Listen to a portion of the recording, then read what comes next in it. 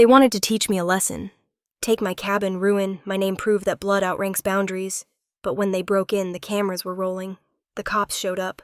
6 months later, their house was gone. Their pride shattered and the family chat went silent. I didn't need revenge. I just needed peace. And peace spoke louder than any apology. I'm Olivia Carter, and this is my story. If you haven't subscribed to the channel yet, don't forget to hit subscribe, smash like button, and tell us in the comments where you're tuning in from. It was a gray Monday morning in Seattle, the kind that smelled faintly of rain, even before it started. I was sitting in my office at Northlake Systems staring at a dozen lines of unfinished code. The fluorescent lights above hummed softly. 9:15 am. I had a team presentation in 40 minutes, and I was trying to look composed like someone who hadn't been awake since 5 a.m. worrying about a software patch. Then my phone buzzed. Mom. I stared at her name for a second, my stomach tightening in that automatic familiar way. She never called on weekdays unless it was something important. Against my better judgment, I picked up. Morning, Mom. Her voice came through, sweet, smooth, practiced. Olivia, honey, your cabin up in Cedar Falls. It's still free next month, right? I spun in my chair to face the window. Rain streaked down the glass. It is why. Well, your brother's getting married, she said with that mix of excitement and ownership that always made me uneasy. Ethan and Megan need somewhere special for their honeymoon. Your place would be perfect, quiet, romantic, away from everything. I froze for a second, then forced a calm tone. That's great for them, Mom, but I'll be up there next month. I already took the time off to finish my work project. The sweetness in her voice started to crack. Oh, don't be selfish, Liv. You hardly ever let us use that place. You know family shares things. What's the point of having all that space if your own brother can't enjoy it? I rubbed my temple. Mom, I bought that cabin with my money. It's not a family property. She exhaled sharply, the sigh that used to make me apologize when I was 10 years old. We didn't raise you to be like this. Everything you have, we sacrificed for. And now you can't even let your brother have 2 weeks in a house you barely use. I felt the old guilt rise like smoke. But this time I let it burn itself out. I'm sorry, but no. The cabin isn't available. A beat of silence. Then, quietly but coldly, she said, You've changed, Olivia. You used to care about your family. I still do. I said, my voice lower now, just not at the expense of myself. And I hung up. For a long moment, I sat there staring at the reflection of my own face in the window, my hair slightly frizzy, my eyes tired but steady. Outside, the rain had turned into a mist, soft and endless. My coworkers passed by the glass wall behind me laughing about something trivial. I turned back to the monitor, but the words blurred together. That night after the presentation, I drove home through the drizzle, the city lights shimmering like streaks of gold on the wet asphalt. When I got to my apartment, the building felt colder than usual. I microwaved leftover pasta, poured a glass of red wine, and sat by the window overlooking Lake Union. The phone buzzed again. Dad this time. His text read, We need to talk this weekend. Your mother's upset. Don't make this worse.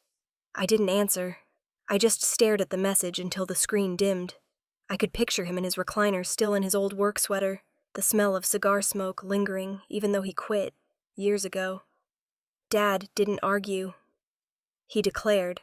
His talks were just polite ways of saying I was wrong. I leaned back in my chair, wineglass in hand, watching my reflection in the dark window.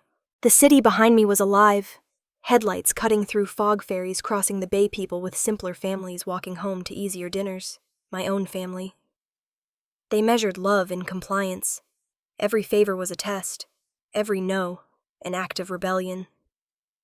I thought about the cabin, how quiet it was surrounded by evergreens miles away from anyone who could reach me. I'd built that place up from a wreck, stripped it down to bare wood, and rebuilt it with my own hands. Every screw, every floorboard, every tile had felt like a small piece of freedom. And now, they wanted to turn it into a prop for Ethan's perfect honeymoon. I put my phone on silent, turned off the lights, and let the apartment go dark around me.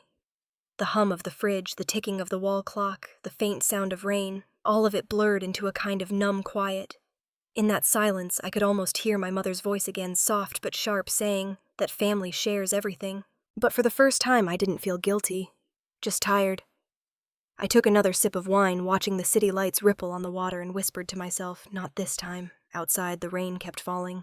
The smell of grilled steak hit me the moment I stepped through the front door. My mother always cooked too much when she wanted something. It was her way of softening the battlefield before the attack. "Olivia," she called from the kitchen, voice bright and cheerful, the kind that instantly put me on edge. "You're just in time. We were talking about the cabin." Of course they were. The dining room was warm and perfectly arranged. The same floral tablecloth she'd had since I was a teenager, candles flickering on the counter. Dad sat at the head of the table, scrolling through his phone like a king distracted by his subjects. Ethan, my brother, was pouring wine for his fiancée, Lena. They looked too polished for this old house. Him in a tailored blazer, her in a pale dress with pearl earrings. I slid into my usual chair across from Mom. "What about the cabin?" Mom smiled in that patient, condescending way she had mastered over the years. "We were just saying how wonderful it will be for Ethan and Lena to spend their honeymoon there. It's peaceful, private, and family." I picked up my napkin, unfolded it slowly. "I've already told you it's not available. I'll be there next month." Ethan looked up, eyebrows raised. "You can't be serious, Liv. You've got a whole house sitting empty, and we're family. We just need 2 weeks. I am serious."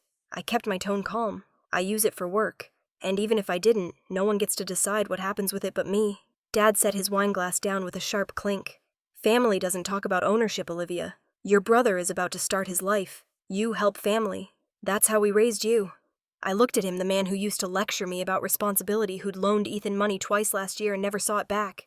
"You raised me to work for what I wanted. That's exactly what I'm doing." Lena, trying to be polite, leaned in with a careful smile. "It's okay, really. We can find somewhere else." "I didn't mean to cause—" Mom interrupted, waving her off. "Don't be silly, dear. Olivia just gets protective over her things. She doesn't understand that family means sharing." I could feel the heat rising in my chest. "Mom, I bought that cabin. I renovated it. Every inch of it. It's not about sharing. It's about boundaries." Dad's voice dropped lower. "Boundaries." He almost laughed. "Since when did you become so dramatic about everything? You've been living alone too long. It's made you selfish." The word hit me like a slap, not because it was new, but because it was so familiar. Selfish. That was the family's favorite accusation. Ethan leaned back in his chair, smirking. "You know, maybe you should get a dog or something. Might make you less territorial." I pushed my plate away. "If my independence bothers you that much, maybe I should just stop coming here." Mom's fork hit the plate, the sound sharp. "You're overreacting. We're just asking for something simple. 2 weeks. What kind of daughter says no to her family?" "The kind who's tired of being treated like a resource," I said, standing. Dad's jaw tightened. "Sit down, Olivia. We're not finished." "Yes, we are." I picked up my purse from the back of the chair. "If my cabin is such a problem, pretend it doesn't exist, Olivia." "Wait," Mom called as I walked toward the hallway. Her voice cracked just enough to make me hesitate, but only for a moment. I turned back and saw her glaring, the warmth gone from her face. "You're making a mistake," Dad said. I met his eyes. "Maybe, but at least it'll be mine." I left the house without another word. The screen door slammed behind me, rattling like a final punctuation mark. Outside, the air smelled like pine and smoke from the barbecue. My hands trembled as I unlocked my car, anger and exhaustion tangling in my chest. Halfway down the driveway, I glanced in the rearview mirror. Through the window, I could see them. 3 silhouettes still seated at the table, motionless. I knew that look. They weren't done with me. They never were. The road back to Seattle was dark except for the faint glow of the dashboard. The radio played some old folk song, something about coming home, and I almost laughed. Home. I drove through the rain, headlights streaking across wet pavement, my thoughts loud enough to drown the music. They would say I was cruel. They always did when I refused to play my part, but I'd spent my whole life being the responsible one. The one who paid her way through college, who never asked for help, who didn't get a honeymoon, or a bailout, or even a thank you. Now the only thing I wanted was to be left alone in peace, in the one place I'd built for myself. And they couldn't even let me have that. By the time I reached the city limits, my shoulders ached from gripping the wheel. I pulled into my apartment garage, shut off the engine, and sat there in silence. The rain tapped against the windshield in steady rhythm. I could still hear Mom's voice, soft and sharp. "What kind of daughter says no to her family?" I whispered back into the empty car. "The kind who's finally done being used." The engine ticked as it cooled. I closed my eyes, letting the sound of the rain fill the space between guilt and relief. When I opened them again, the rearview mirror reflected nothing but darkness. I took that as a small mercy. The road to Cedar Falls wound through miles of pine forest, a thin ribbon of asphalt disappearing into mist. By the time I reached the turnoff for my cabin, the morning fog had settled low over the trees, making everything look half dream, half memory. I parked beside the gravel path and stepped out into the silence. The air smelled like cold earth and pine resin. The cabin stood the way I always loved seeing it, 2 stories of cedar and stone perched just above a small lake that caught the gray light like a sheet of metal. I unlocked the door, pushed it open, and let the familiar scent of wood coffee and sawdust fill my lungs. I ran my hand along the entryway wall, still faintly rough from where I'd sanded it myself. I'd bought this place in 2021, when the world still felt upside down and I needed somewhere no one could reach me. $520,000 every cent earned from sleepless years in tech. I'd painted these walls, installed the double-pane windows, rebuilt the porch that had nearly collapsed under snow.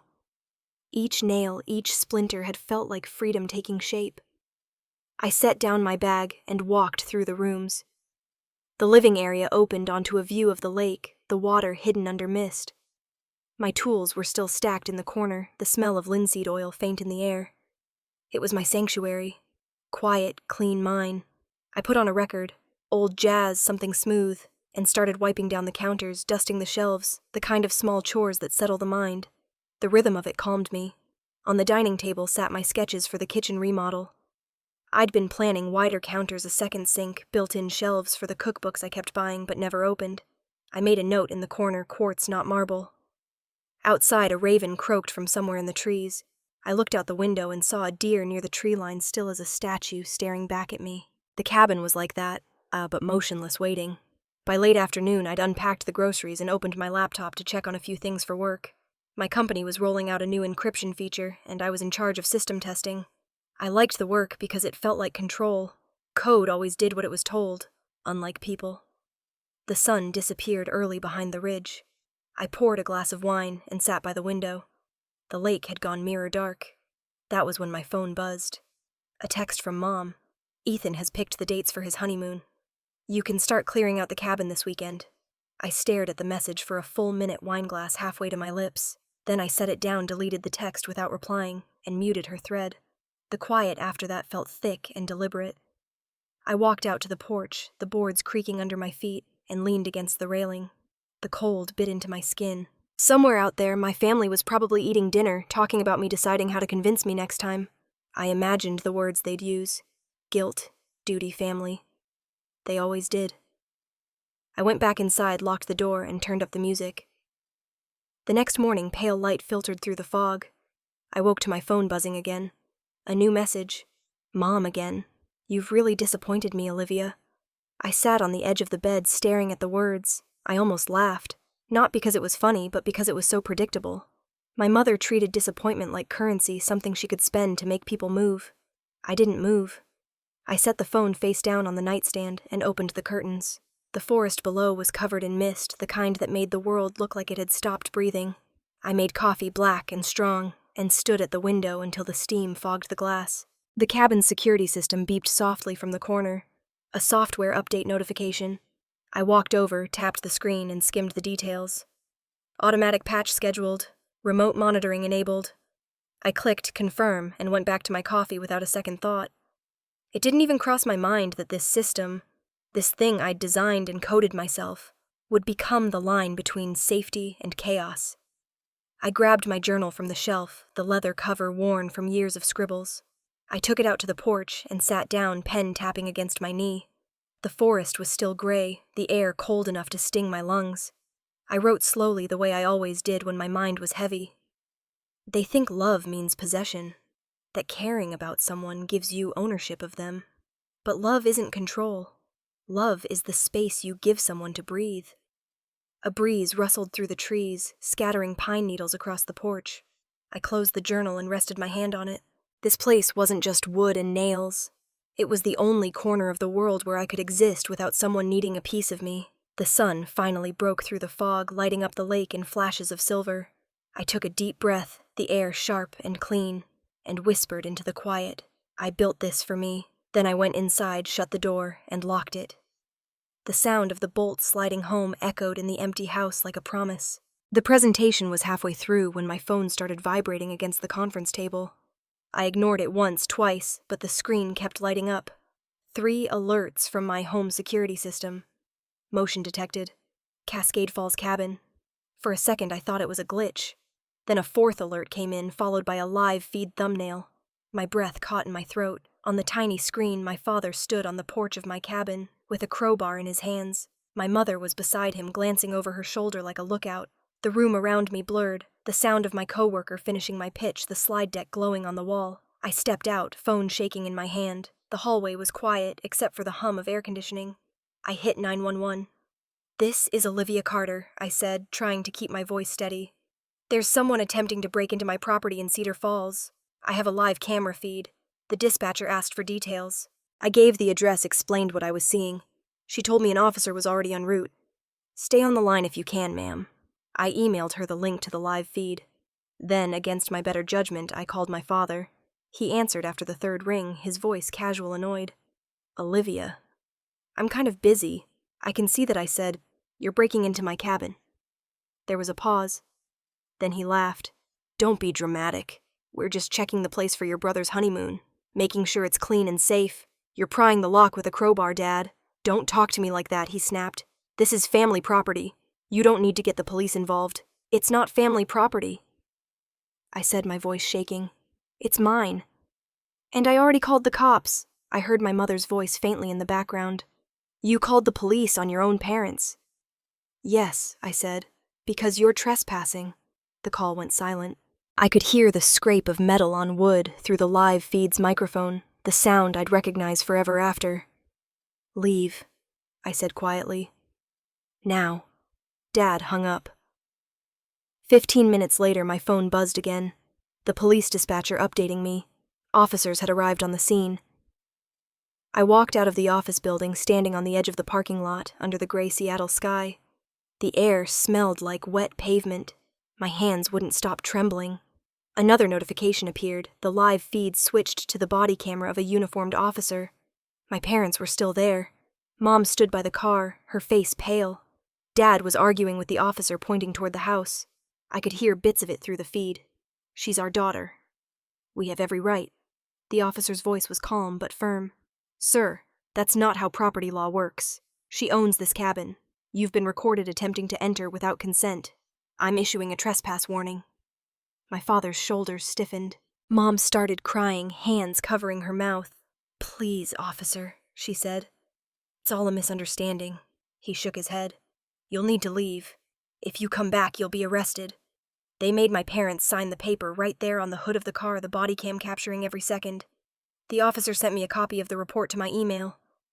I stood there in the parking lot, cars rushing by on Mercer Street, feeling the world tilt just slightly. The live feed ended with my parents driving off the flashing lights of the patrol car, fading into the mist. My phone rang again. The dispatcher. "Ms. Carter, the situation's been handled. Officers issued a formal warning. No further damage was done." "Thank you," I said, though the words barely made it out.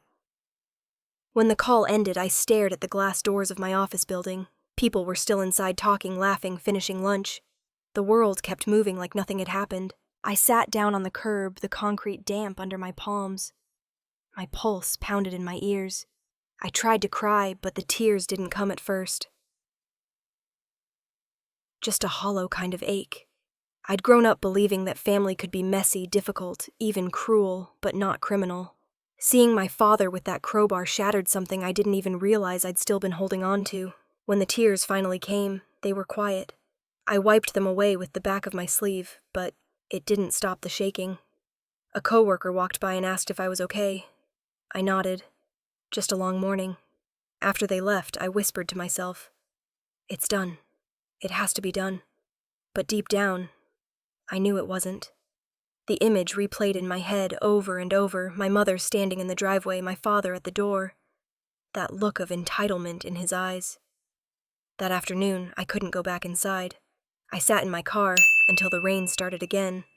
The sound against the windshield like static. For the first time in my life, I didn't feel like their daughter.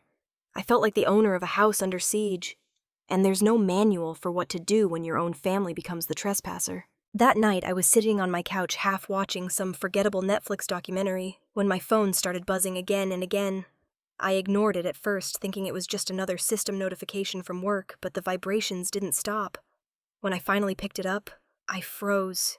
There it was, a Facebook post from my mother. The header photo was of her and my dad standing in front of their house, both of them looking pitiful and heartbroken. The caption read, "Our daughter called the police on us. We tried to help her, and now our family is torn apart." The comments section was a wildfire. Unbelievable. What kind of daughter does that? This generation has no respect anymore. So sad, she must be mentally unstable. Parents sacrifice everything, and this is how she repays them. Dozens, then hundreds of comments poured in. People I hadn't spoken to since high school were chiming in, some with sympathy, most with disgust. A few tagged me directly asking for my side of the story, as if this were some cheap family drama airing for entertainment. My stomach turned. I scrolled through the photos attached to her post. One was of the cabin taken years ago when I'd first bought it, back when I was stupid enough to let them visit. Another was of my mother crying into her hands on the porch of their house. It wasn't just manipulative. It was calculated. I dropped the phone onto the couch and sat back staring at the ceiling. For a long time, I didn't move. I thought of calling her, demanding she take it down. Then I remembered what she'd said the last time I tried to reason with her. Family doesn't need to explain itself.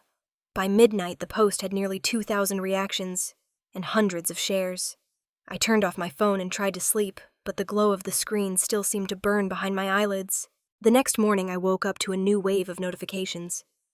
Texts, missed calls, and tags from people I barely knew. My coworkers, my college roommate, even my old boss. Everyone wanted to know what really happened.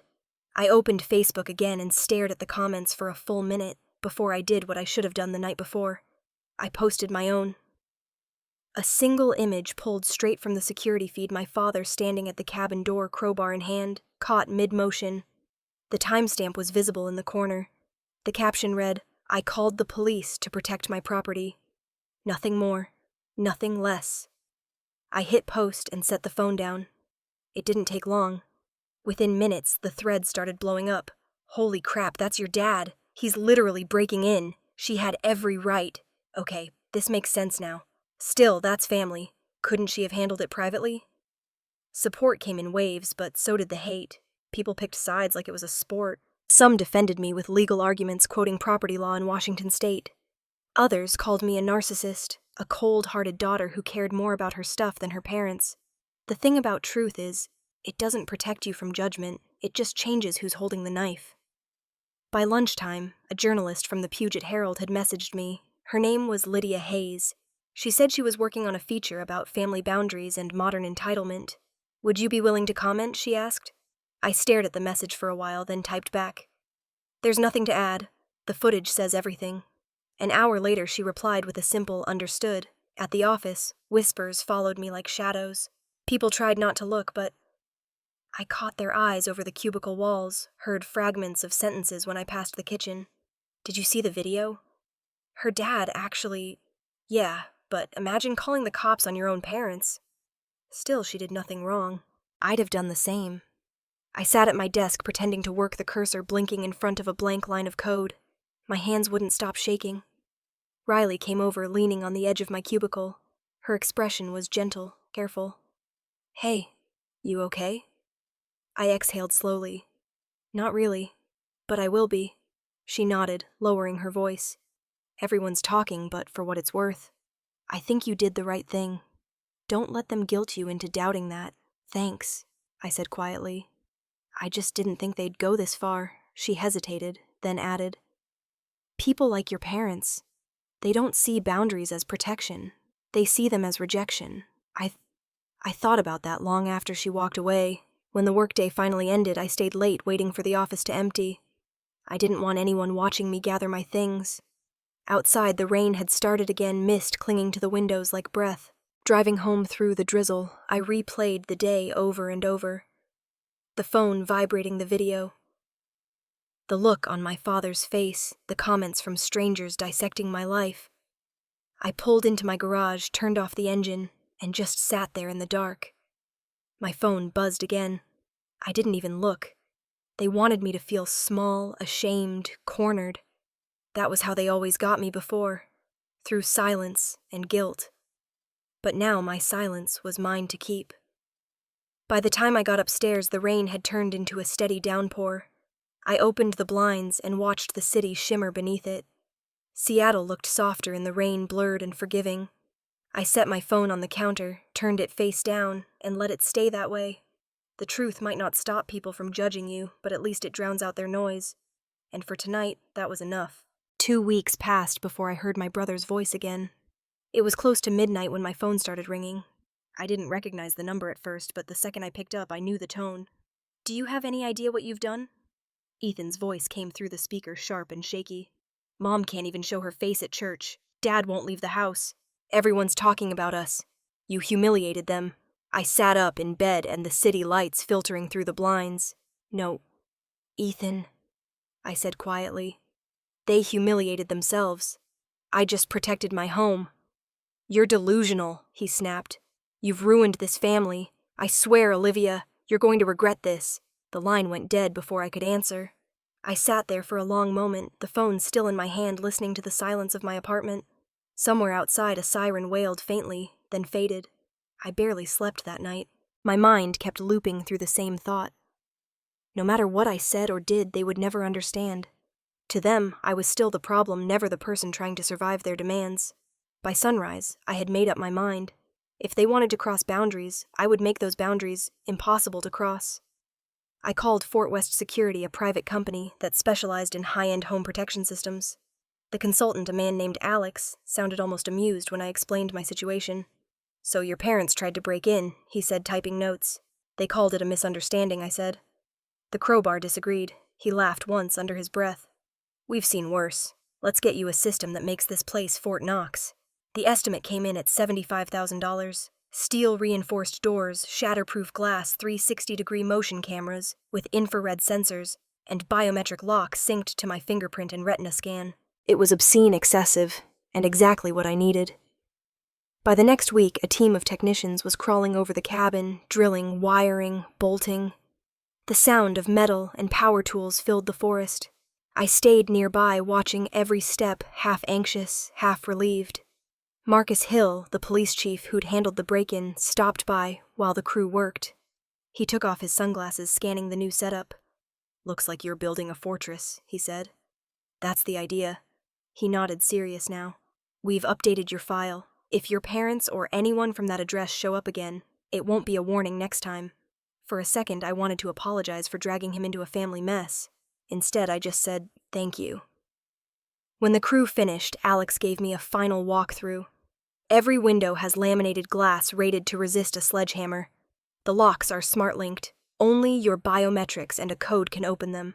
Motion sensors cover the perimeter. You'll get alerts instantly if anything moves within 50 feet. I asked him. "So basically nobody gets in unless I let them." He grinned. "Exactly. Nobody." After he left, I stood in the middle of the living room and exhaled. The place felt different now. Not just safe, sealed. For the first time in months, I could breathe without waiting for another shoe to drop. That afternoon, I made tea and sat on the porch while the last of the fog burned off the lake. It should have felt peaceful. Instead, there was a strange hollowness under the relief, the kind that comes after you've had to defend something you never wanted to fight over in the first place. Later that day, my neighbor Maya stopped by. She was in her 30s, a freelance photographer who lived about a mile down the road. She'd been friendly since the day I moved in, the kind of person who noticed everything but judged nothing. "I saw the security truck," she said, setting down her camera bag. "You okay?" "Getting there." She nodded. "I figured something was up after the cops showed last time. People in town still talk about it, you know." I groaned softly. "Of course they do." Maya smiled sympathetically. Small town. We survive on gossip. She glanced around, taking in the new cameras perched under the eaves. You really turned this place into a fortress, huh? Apparently that's what it takes to be left alone. That night, she posted a short video clip she'd taken on her social feed. Just a quiet shot of the cabin, the new lights glowing softly against the trees. The captions, small town, big story. Within hours, it had spread farther than she expected. By morning, my phone was flooded again. Texts from acquaintances, articles from local blogs. Even strangers messaging me about the woman who built a fortress to keep her parents out. I didn't respond to any of it. I wasn't looking for attention. But the thing about stories is once someone decides yours is interesting, it's no longer yours. I drove up to the cabin that weekend to see the upgrades in person. The gates slid open with a low hum when I scanned my fingerprint. Inside, everything was silent, except for the wind pushing through the trees. The cameras tracked my movement automatically, red lights blinking. I stood in the living room watching the feed from every angle. Front porch, side gate, the lake trail. Even the narrow road that wound through the woods. Every square foot was visible on screen. Every path accounted for. The peace was mechanical, but it was still peace.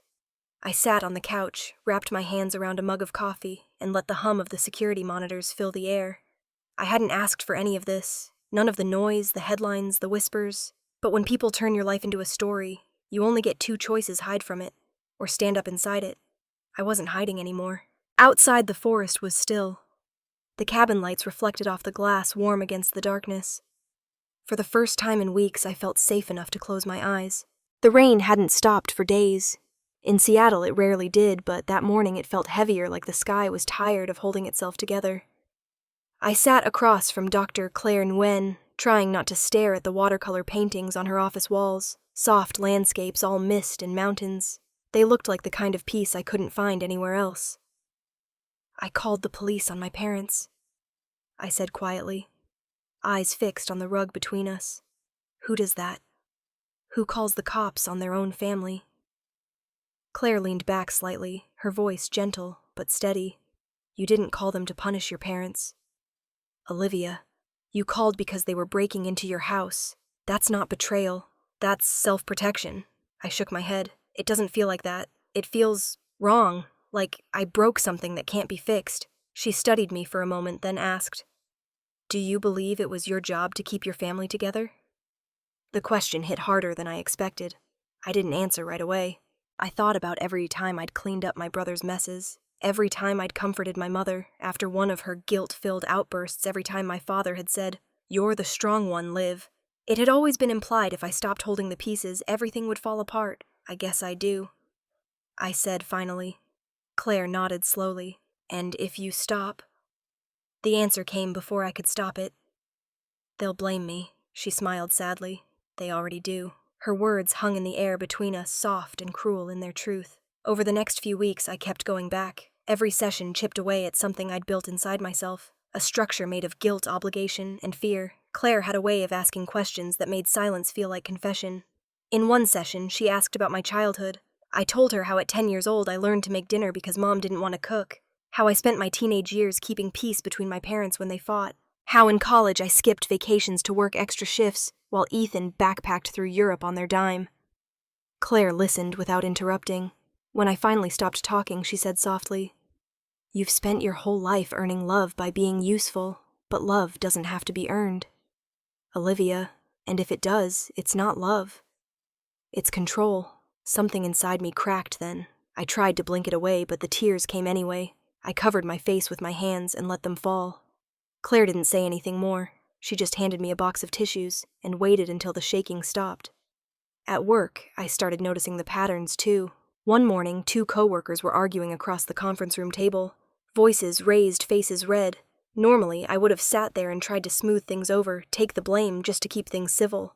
This time I stood up and said, We're not getting anywhere like this. Let's take 5 minutes. Cool off, then we'll start again. They both looked at me surprised. Then almost reluctantly they nodded. The tension broke. Riley caught my eye from across the room and smiled. Later, she came by my desk. You're different lately, she said. Different how more grounded, like you stopped apologizing for existing. I laughed softly.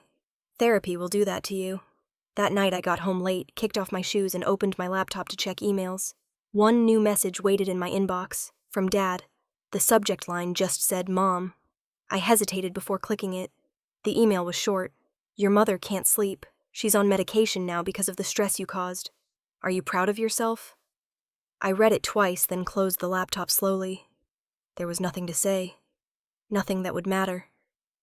I poured myself a glass of water, walked to the window, and watched the rain smear the lights of the city into long, golden streaks. For years I had believed that if I just tried harder, if I were more patient, more kind, more forgiving, they would finally see me as enough. But kindness doesn't cure entitlement. It only feeds it. The next morning, Claire asked me how I felt after reading the email.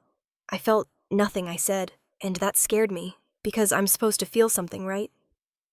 "They're my parents. Not feeling is sometimes what healing looks like," she said. "It means the guilt is losing its grip." Her words followed me for the rest of the day. By the time I got home that evening, the rain had eased into a soft drizzle. I made tea, sat by the window, and let the quiet wrap around me. The guilt was still there somewhere deep inside, but it was quieter now, smaller. I thought about what Claire had said, that love shouldn't feel like debt, that peace doesn't have to be earned. I didn't want revenge. I didn't even want reconciliation. I just wanted silence, space to breathe without their voices echoing in my head, but I knew in their world my silence would always sound like rebellion. I rested my forehead against the cool glass, watching raindrops race each other down the pane. I whispered to no one, "I don't want to fight. I just want to be left alone." The city answered with the sound of rain. By mid-June, the rain had finally given Seattle a break, but the air still carried that damp heaviness that never quite left the Pacific Northwest. I spent most of that week buried in work, avoiding social media like a sickness. Then, one Friday evening, my phone buzzed with a text from Maya. "You might want to see this," she wrote, followed by a video link. I hesitated before opening it, already bracing myself. The thumbnail alone told me everything. Lena in a plain white dress standing under a cheap arch of silk flowers, the kind you rent by the hour. The caption read, "Ethan Carter's Wedding, Bothell Community Church." I hadn't been invited, of course. Not even a courtesy message. They'd made it clear I was no longer part of the family narrative. The video started shaky, filmed by some guest in the back pew. The ceremony was small, barely 40 people, plastic chairs, a rented sound system that crackled every few seconds. My brother stood at the altar, his tie slightly crooked, trying to look calm. Lena walked down the aisle, bouquet trembling in her hands. When the officiant asked if they wanted to share personal vows, Lena's face changed. The smile vanished. She stared straight at Ethan and said clear enough for the microphone to catch, "I just hope next time I get married, it's to someone who tells the truth." The entire room froze. The murmur of whispers started almost instantly. Ethan blinked, stammered something about nerves, but Lena had already stepped back. The video ended with her tossing the bouquet onto the floor and walking away. I watched it twice, once with disbelief, then again with a kind of grim understanding. Maya sent another message. "It gets worse." A second clip followed, this one from the reception. The decorations looked tired, like they'd been recycled from another event. My father was at a table near the front, his face red and glassy from too much whiskey. He was arguing with a man I didn't recognize, later tagged as Lena's father. The captions under the clip said, "Food fight at the Carters' wedding." Apparently, Dad had accused the caterer of ruining a family moment. The argument escalated. He stood too fast, tripped on the rug, and fell backward, straight into the wedding cake. The crowd gasped. Someone laughed. Someone else yelled for napkins. The video cut off with a shot of frosting smeared across his suit jacket, and Mom screaming his name. By morning, the clip had spread online with a new nickname, #TheCakeFather. Maya texted me again. "I swear I didn't post it, Liv. Someone else did." I believed her. Small-town gossip didn't need permission. That night, I poured myself a glass of red wine and sat on the porch of the cabin, the lake behind me still as glass. The crickets were loud, the air thick with pine. For the first time in weeks, I almost smiled. Not because I enjoyed seeing them fall apart, but because it proved something I'd tried to tell them all along. Karma didn't need help. It handled itself. It was nearly midnight when my phone rang. "Ethan." I let it ring 3 times before picking up. "Are you happy now?" he hissed. "You got what you wanted. Mom's crying nonstop. Dad's humiliated. Everyone in town is laughing at us because of you. Because of me, I said quietly. You mean because Dad got drunk and fell into a cake, or because your wife realized you lied to her about the cabin and the money? You could have fixed this, he shouted. If you'd just given us the cabin, none of this would have happened. I took a slow sip of wine. You're right, I said. If I'd given you the cabin, Lena would have found out the truth later, probably on her honeymoon. Consider it a favor. You saved her time. There was a long silence on the line. I could hear him breathing hard, maybe crying, maybe furious. You're poison, he said finally. You destroy everything. Maybe I said softly, or maybe I just stopped letting you use me as your foundation. He hung up. The night went still again except for the sound of frogs by the lake. I leaned back in my chair and looked up at the stars. The air smelled like wet cedar and smoke from a neighbor's chimney somewhere down the hill. I thought about all the times I'd cleaned up his messes the nights I'd loaned him money, the excuses I'd made for him when he disappointed our parents. It had always been me holding the cracks together, making sure the family didn't fall apart. Now that I wasn't doing it anymore, the cracks had become canyons. They blamed me for the collapse, but I hadn't built the house wrong. I'd just stopped pretending the rot wasn't there. I took another sip of wine and watched the ripples move across the water. Somewhere in the distance, a loon called out its cry echoing through the trees. For a moment, I almost felt sorry for Ethan. For all of them. Then I remembered the crowbar, the Facebook posts, the guilt they'd tried to wrap around my neck like a leash. They weren't victims. They were just facing the reflection of what they'd made. The moonlight flickered across the lake, and I caught my own reflection in the window, a face calm, not cold. I whispered into the quiet, "You wanted a story.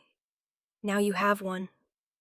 The forest didn't answer, but it didn't need to. I finished my wine, set the glass on the railing, and let the night fold around me. The chaos had finally gone quiet, leaving behind something heavier and cleaner. They thought I'd won, but there were no winners left, only truth. And truth, when it finally shows up, never cares who asked for it. By mid-July, the air in Seattle had turned heavy with summer heat, the kind that pressed against your skin, but never quite broke into sunlight. I was sitting by the window at a coffee shop near Lake Union, watching sailboats drift across the water, when Lydia Hayes arrived. She was younger than I expected, late 20s, maybe sharp eyes, and a confidence that didn't ask permission. She smiled as she slid into the seat across from me. "Olivia Carter," she said, setting down her recorder. "Thank you for meeting me. I know this can't be easy." I stirred my coffee slowly. "It's easier than pretending nothing happened." Lydia nodded, switching on her recorder. "I've been following your story since the break-in. The videos, the public reaction, the family drama. I'm writing a feature for the Sound Tribune called The Price of Peace." I looked out the window again. Catchy title. "Fitting too," she said. "A lot of people see you as the woman who drew a line. Someone who said no when it mattered. Others think you overreacted. I want to know which one you think you are." I smiled faintly. "Neither. I'm just someone who stopped apologizing for existing." She paused, studying me. "Aren't you afraid that sharing this will make things worse?" I met her eyes. "No, I've already lived through worse. Silence didn't save me last time. It never does." She leaned forward, slightly lowering her voice. "Then, what do you want people to take from your story?" "That boundaries aren't cruelty," I said. "They're protection. They don't divide love. They preserve it." When the interview ended, Lydia thanked me and promised to send me a draft. I didn't expect much. Journalists always edit to fit their angle, but a week later, when the article went live, I was wrong. The headline read, "The Woman Who Said No to Her Family, and Meant It." The photo beneath it showed me standing in front of the cabin, arms folded, the lake gleaming faintly behind me, the subheading. Olivia Carter of Seattle chose peace over obligation, and the world noticed. By noon, my inbox was full. Some messages were supportive. Women thanking me for saying what they never could, telling me about mothers who used guilt like currency, brothers who took advantage, fathers who believed respect meant obedience. Others were furious. "You're ungrateful," one email said. "Family is sacred." Another called me a modern selfish brat. One woman wrote, "I could never do what you did, but I wish I had." The story spread fast. By evening, it had been shared over 40,000 times. The price of peace started trending locally. At Aurora Systems, my manager stopped me in the hallway. "You're famous," he said, half joking, half wary. "Just don't let HR turn this into a sensitivity seminar." A few days later, the company invited me to speak at an upcoming conference called Healthy Boundaries at Work. Riley found me pacing in the break room when I got the email. "You should do it," she said, grinning. "You've been living the lesson everyone else pretends to understand." I sighed. "They want me to stand on a stage and talk about trauma like it's a productivity tool." Riley tilted her head. "Then make it real. Talk about the line between kindness and compliance. You've earned the right to define it." We spent a week preparing. She helped me write and rewrite until the words felt honest. When the day came, I stood behind the podium, palms, damp lights hot on my face. I used to think setting boundaries meant I was being selfish. I told the crowd, "Now I know boundaries are what keep love from being twisted into control. They don't divide. It's what lets love stay love." The room was quiet when I finished. Then applause. Not the polite kind, the real kind. That night I drove back to the cabin craving silence. But the peace didn't last long. 2 days later, an envelope showed up in my mailbox. The handwriting was unmistakable. My mother's looping script. I opened it carefully, though part of me already knew what it was. A letter on plain stationery. "Olivia, you've humiliated this family. Your father and I can't leave the house without hearing your name whispered. You've caused emotional distress and damaged our reputation. Our lawyer says we have grounds to sue for defamation and mental harm. We don't want to, but you've left us no choice. Sincerely, Evelyn and Gerald Carter." The irony nearly made me laugh. They were threatening to sue me for the consequences of their own actions. I scanned the letter and forwarded it to my attorney, David Lewis. I added a single line, "Do whatever needs to be done." He called that evening. "You don't have to worry," he said. "There's no case here. A public figure can't claim defamation when the facts are verified and their actions are already documented. But I'll file a preventative motion just in case." "Thank you," I said. "I'm not surprised. They've always tried to win by rewriting the rules." David chuckled. "Let them try. Sometimes people dig so hard for victory they bury themselves instead." After the call, I sat on the porch, watching the reflection of the trees ripple across the water.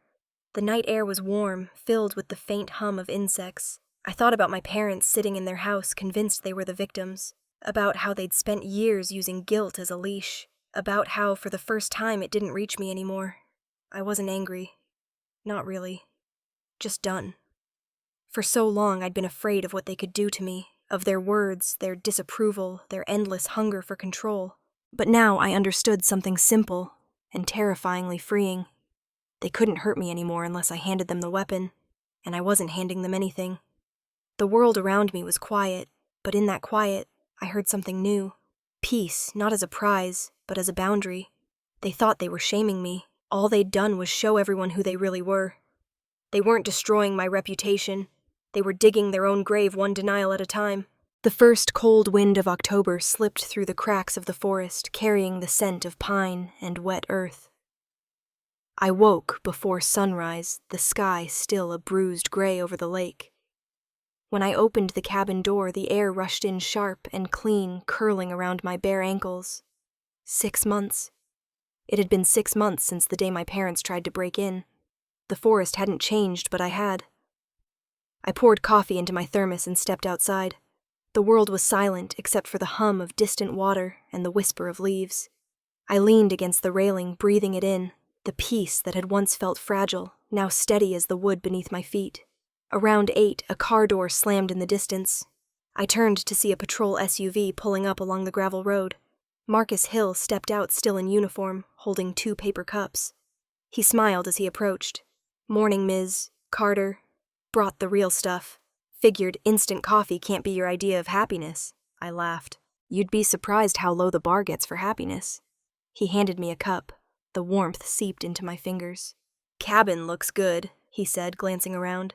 "Haven't had a single call about it in months. Guess you scared everyone straight. Or they just ran out of things to take." He studied me for a moment, the lines around his eyes soft. "You look different, calmer, like someone who finally got what she wanted." "I didn't win anything," I said quietly. "I just got my silence back." He nodded, understanding more than he said. Silence is underrated. When he left, the gravel crunched under his tires, until the sound faded into the trees. I went back inside, set the mug down, and turned on the radio. Old jazz, same station as always. The cabin filled with the soft scratch of vinyl and sunlight spilling through the curtains. Around noon, Maya showed up, camera slung across her shoulder. She waved through the window before letting herself in. "I come bearing gifts," she said, holding up a small framed photo. It was one of hers. A shot of the forest taken back in April, the morning after the police came. The light was low, the trees almost blue mist curling over the ground. "I found it when I was cleaning out my archive," she said. "You should have it. It's the day you stopped surviving and started living." I ran my thumb along the edge of the frame. "You make it sound like a movie." Maya smiled. "Maybe it is. Just one without villains, only lessons." I hung the photo near the window. The glass caught the light just right, reflecting the trees outside, blending past and present, until they looked like one thing. I stood there longer than I meant to, staring at it. "I was there that day." Maya said quietly, "You didn't look scared. You looked free." I didn't answer. There was a lump in my throat that words couldn't touch. She stayed for coffee, then left to catch better light down by the lake. When the door shut, the quiet settled back in like an old friend. That evening I cooked dinner. Pan-seared salmon, roasted vegetables, a glass of wine on the side. The kitchen smelled like garlic and thyme, warm and human. I sat by the counter with my laptop and wrote a short email to Lydia Hayes. "Lydia, just wanted to say thank you for writing the story the way you did. You told it without turning it into a tragedy. That means more than you know." I hit send, closed the laptop, and leaned back in my chair. The last light of the day was slipping through the trees, painting the cabin gold. Somewhere out there, life was still messy. I knew that, but here everything was measured. Breath, sound, space. For the first time in years, I felt like I owned my peace, not borrowed it. Later that night, as I was washing dishes, my phone buzzed on the counter. I wiped my hands and picked it up. One unread message. From Dad. "Can we talk?" I stared at the screen. The words sat there small but heavy. I imagined him sitting in their cramped apartment in Everett. The house in Redmond long sold off to cover legal fees. I imagined Mom in the background pacing, still blaming me for everything that had unraveled.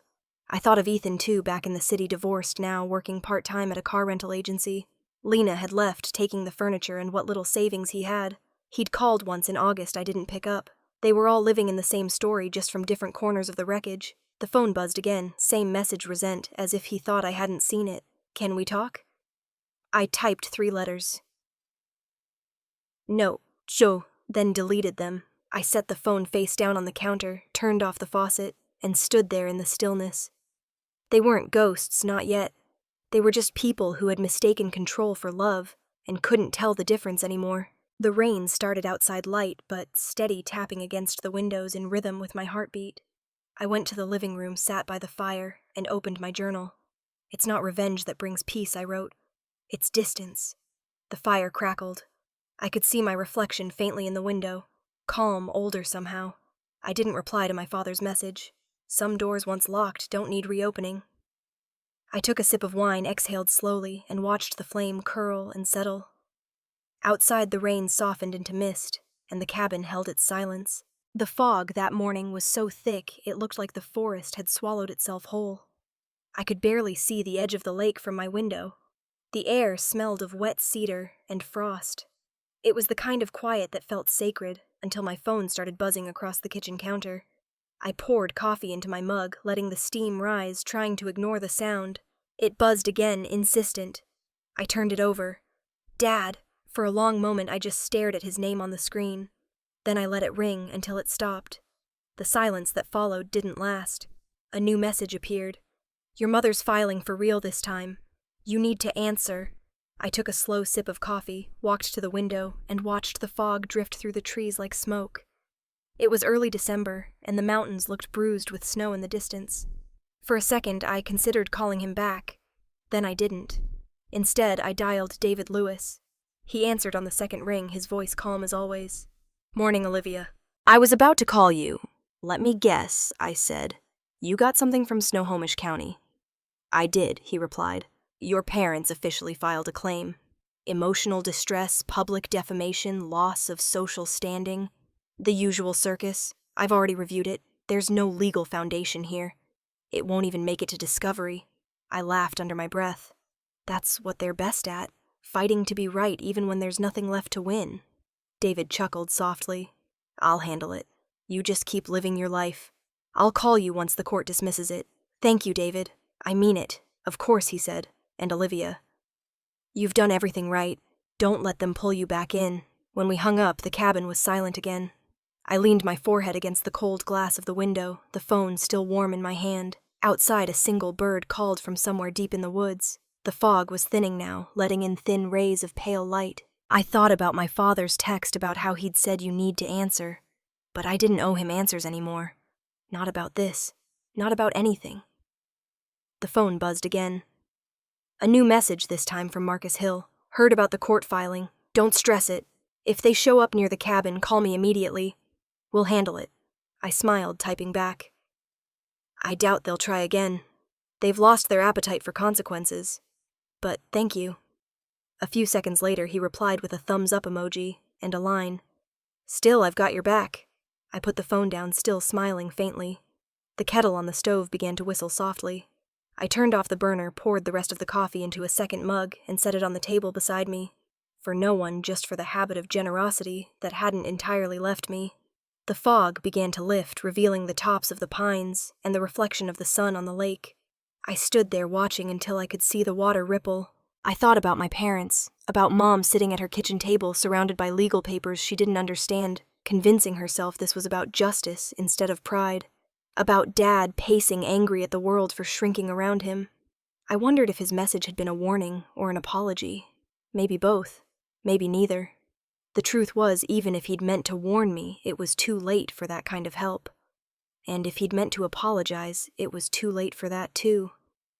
Some things you can't fix with a phone call. Some things stay broken no matter how much you wish otherwise. I carried my coffee out onto the porch. The air was biting cold, the kind that makes your breath visible.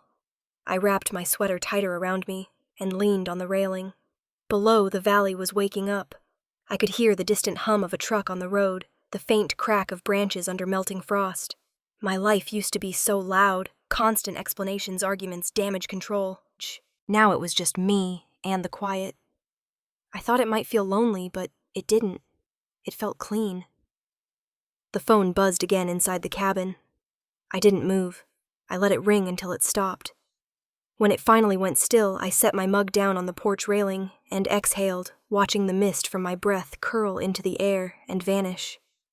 Peace doesn't always look like forgiveness. Sometimes it just looks like not answering. I walked back inside, set the phone face down on the kitchen table, and opened the door again to let the cold air sweep through the room. The light outside had turned gold, now soft and thin. I stepped out once more, closing the door gently behind me. The boards of the porch creaked under my feet. The world was quiet, except for the wind moving through the trees. I looked out over the valley, the fog dissolving in slow ribbons of silver. My breath fogged in the air, and I smiled. Not out of happiness, but something steadier. The phone behind me started to buzz again. I didn't turn around. Whatever waited on the other end. Anger, apology, fear. It could wait forever. I just stood there, letting the cold sting my skin, watching the mist drift away into nothing. The snow came early that year. By Christmas week, the cabin looked like something out of a painting, roofline heavy with white smoke curling from the chimney, the lake below frozen in pale silver light. I woke before everyone else that morning, the quiet hum of the heater, the only sound. Inside, the house was warm and full of life. Riley was in the kitchen, barefoot, pouring wine into mugs because we'd run out of glasses. It's mulled wine, she said, grinning. Breakfast of champions. Laughter echoed from the living room, where my team from Aurora Systems was setting up for the small winter retreat I'd invited them to. After everything that had happened this year, I wanted this weekend to mean something different, to remind myself that peace wasn't loneliness. The windows glowed gold against the snow. Someone put on music, and the scent of cinnamon and roasted coffee filled the air. Marcus showed up around noon, still in uniform, but with a box of pastries in hand. "I come bearing sugar and good news," he said as he stomped snow from his boots. "Good news?" I asked, taking the box. He smiled. "Your name's finally off the local rumor mill. Apparently people found a new scandal to obsess over." "Small town balance restored," I said. He laughed and tipped his hat. "Guess peace really is possible after all." While everyone talked and ate, I slipped away for a moment to check my phone. A new message blinked at the top of the screen. From David Lewis. Court dismissed your mother's claim this morning. Everything's officially over. Happy holidays. I stared at the words for a second, then exhaled a slow breath I hadn't realized I'd been holding for months. I typed back a simple reply. Thank you, David. Then I deleted the message. It didn't need to live on my phone anymore. It was enough that it was finished. Outside, snow was falling again, thick flakes drifting past the porch lights. I grabbed my coat and stepped outside. The cold hit my skin like glass, sharp but clean. From the porch, I could see the trees bowed under white, the lights from the living room spilling warmth across the snow. Maya appeared behind me with her camera bundled in a red scarf. Don't move, she said. The lighting's perfect. I turned slightly toward her. You really never stop, do you? She smiled. Artists don't rest. We archive peace while it lasts. I laughed softly and looked back out over the valley as she clicked the shutter. I didn't need to pose. The stillness was enough. Riley came out a moment later, handing me a steaming mug. We're making dinner soon. You should come in before you freeze. In a minute, I said. She leaned against the railing beside me. You ever regret it? I looked at her at the reflection of the lights in her glasses. No, I said finally. Not once. I just regret how long I stayed quiet before I finally said no. Riley nodded, her breath misting in the cold. I get that. We stood there for a while watching snow fall through the lamplight. Then she nudged my shoulder gently. Come on, Fortress Girl. Let's eat. Inside, the warmth wrapped around us like a living thing.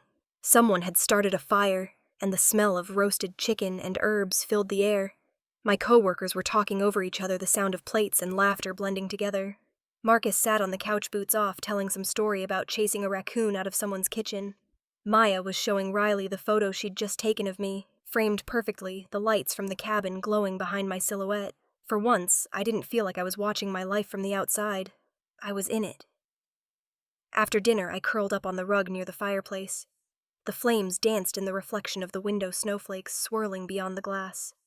The others drifted between laughter and lazy conversation voices fading in and out like a lullaby.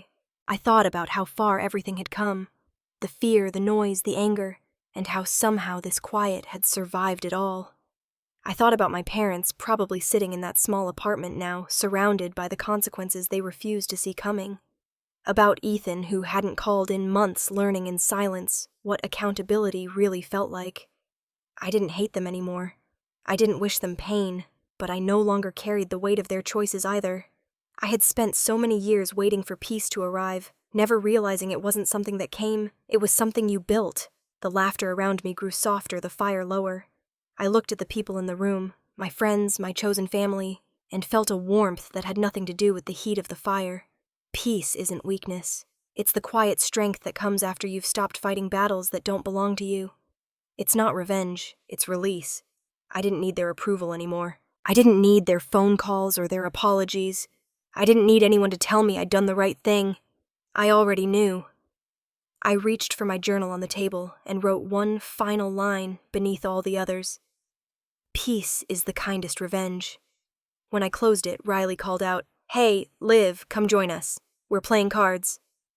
I smiled, slid the notebook aside, and joined them near the fire. Outside, the snow kept falling, blanketing everything in a clean, forgiving white. If you've ever had to choose between your family and your peace, choose peace. Because sometimes that's the loudest, truest way to say you finally love yourself.